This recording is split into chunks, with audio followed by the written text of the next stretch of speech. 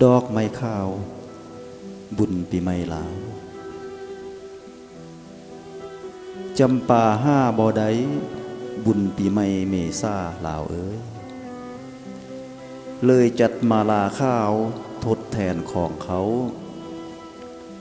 ข้อทรงผ่อนเทิงเจ้ามาห้าใส่โศกใหญ่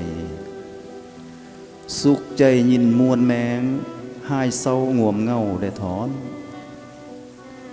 สุขกายย่อยิ่งขึ้นสุขภาพสมบุญ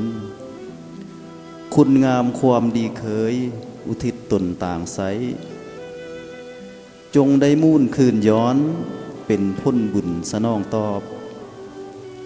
ให้ผู้คนหอบข้างแผงเจ้าหักห้อมยิ่งถอน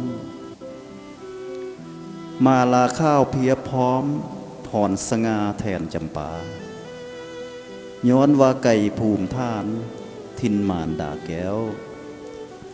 แนวว่าไก่พงเสื้อเนาในแดนต่างปีไม่ลาวห่างบ้านข้อวอนไว้ทรงพรอายุยืนยิ่งโหมห่วมท้อนขูนหังประสบการณ์วันณะผิวพองลาวันไส้